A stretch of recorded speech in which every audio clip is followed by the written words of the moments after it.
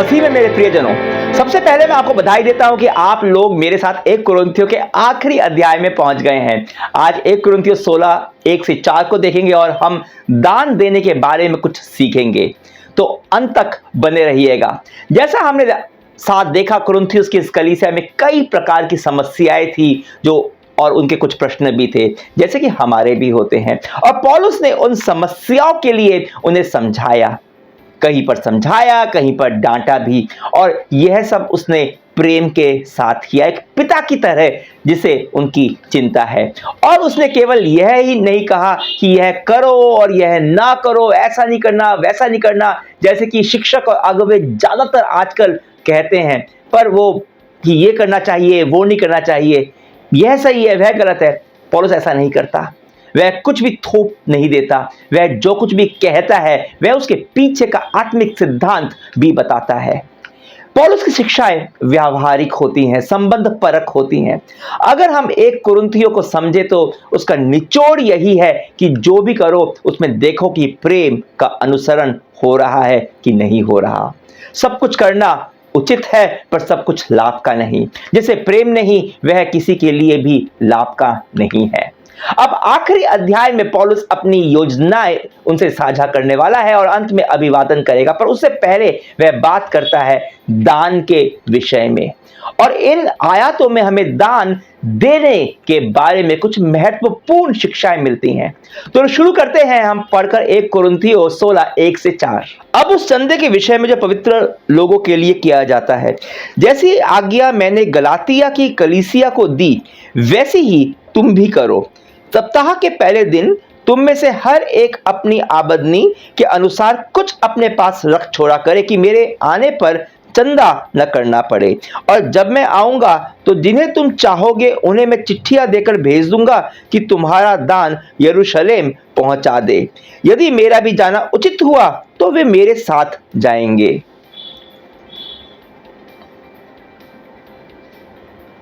हम देखते हैं कि पौलुस यरूशलेम की कलीसिया के लिए दान इकट्ठा करता था। दूसरे कुरिन्थियों के पत्र के 8 से 9 अध्याय में हम पौलुस के इस काम के बारे में और थोड़ा सा अधिक जान पाते हैं। पौलुस के पत्रों से हमें यह समझ में आता है कि यरूशलेम की कलीसिया काफी कठिनाइयों से गुजर रही थी। वे लोग अपने विश्वास के कारण प्रचंड सतावट का सामना कर रहे थे और इस कारण वो भटकते फिर रहे होंगे और उनकी परिस्थिति और दयनीय होती जा रही थी। और इसलिए पौलुस अन्य जातियों की मंडलियों से उनके लिए कुछ दान इकट्ठा कर रहा था। हो सकता है इसमें पौलुस के 2 और भी उद्देश्य रहे हों। एक तो पौलुस यह मानता था कि अन्य जाति के विश्वासी यहूदियों के ऋणी हैं क्योंकि उद्धार यहूदी से आया है, और यह सच भी है। और दूसरा, पौलुस की मंशा यह भी होगी कि यहूदियों और अन्य जातियों के बीच में जो खाई थी, जो दीवार थी, वो खत्म हो जाए। और दान और मदद लोगों के प्रेम को दर्शाता है, और लोगों के बीच जो मतभेद होता है, जो खाई होती है, उसे बांटता है, जो दीवार होती है उसे तोड़ता है।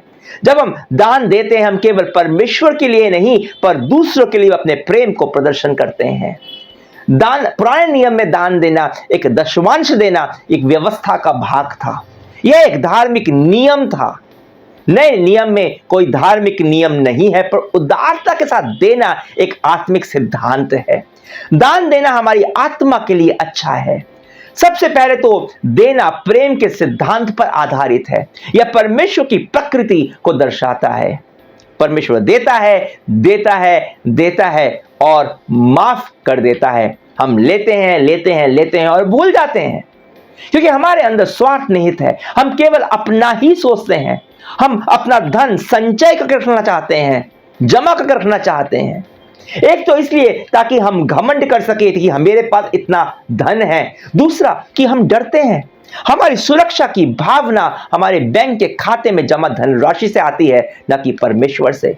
और जब हम देते हैं हम अपने घमंड के कारण को तो कम करते ही हैं, पर खुद को यह भी याद दिलाते हैं कि जो कुछ भी मेरे पास है, जो कुछ भी मेरी वृद्धि हुई है, जो कुछ भी मेरे पास आया है, वह परमेश्वर का दिया हुआ है और हम उस पर निर्भर हैं।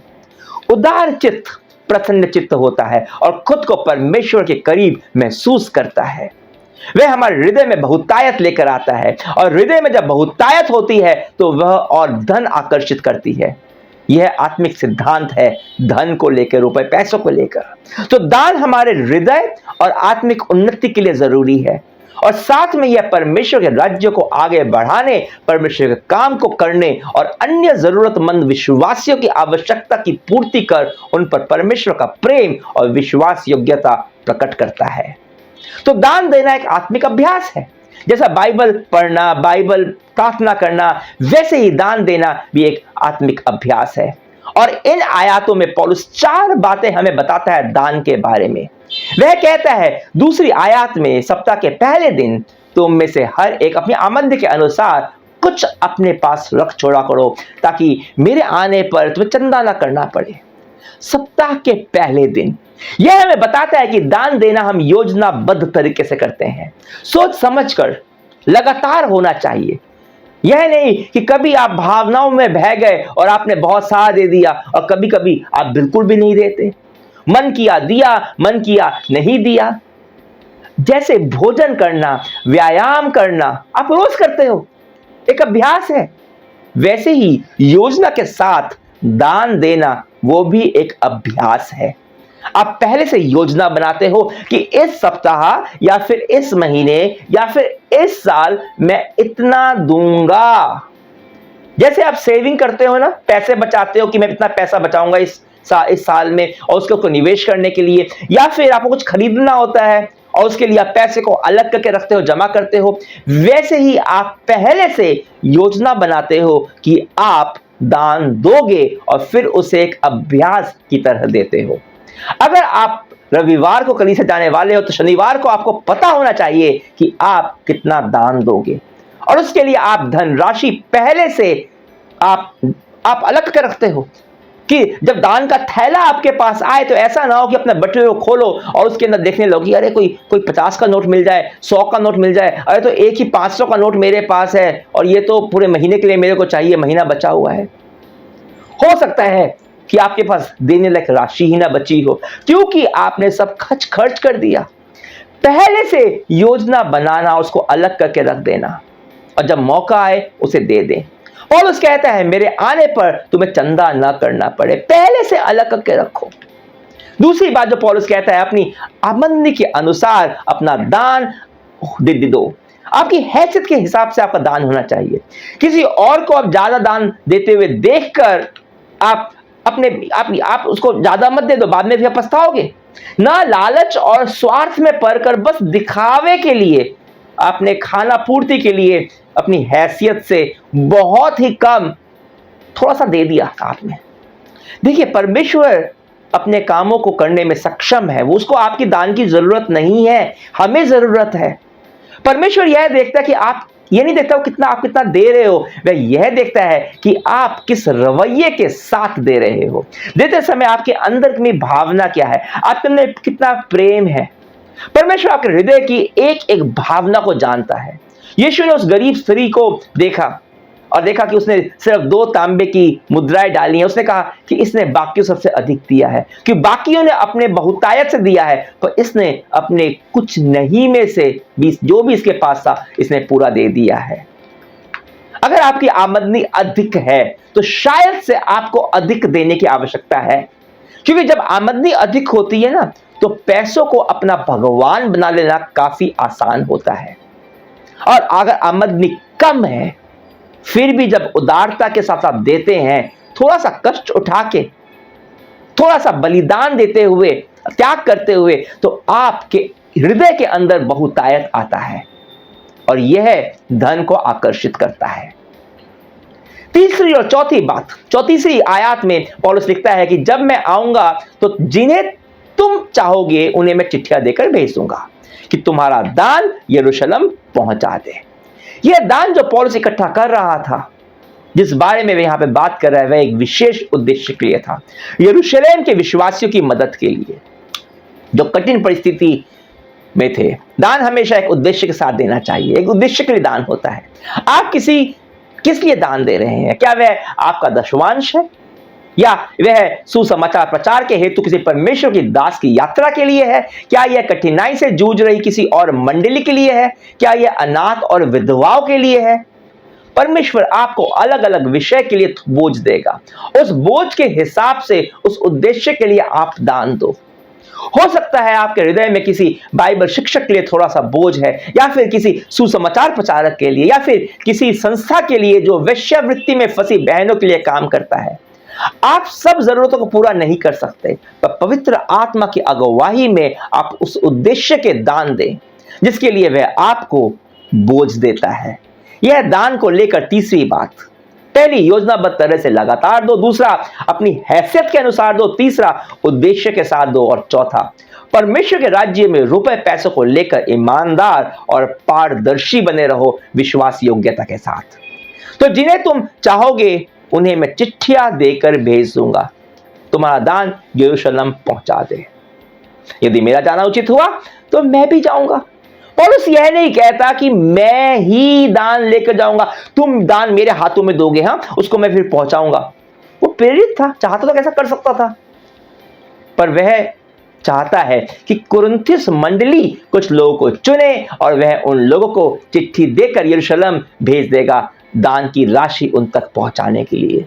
कल को यह नहीं कह सकता कि पौलुस ने वह राशि खुद रख ली। पौलुस चाहता था कि जिस उद्देश्य से वह राशि जमा की गई है वह उद्देश्य पूरा हो, और एक से अधिक लोगों को उसका साथ उनका होना यह आवश्यक है, क्योंकि यह अगर ज्यादा लोग होते हैं तो यह ईमानदारी और पारदर्शिता को सुनिश्चित करता है और किसी को भी किसी पर बिना कारण दोष लगाने का मौका नहीं देता। आप जानते हैं आजकल कलीसिया में अगुओं और पास्टरों पर सबसे बड़ा इल्जाम क्या लगता है? दान में जो धन आया है उसमें उन्होंने व्यक्तिगत लाभ के लिए हेरा फेरी की। यह शर्मनाक है। इससे अगुओं की सेवा पर तो बुरा असर पड़ता ही है, पर कलीसिया भी उससे आहत होती है।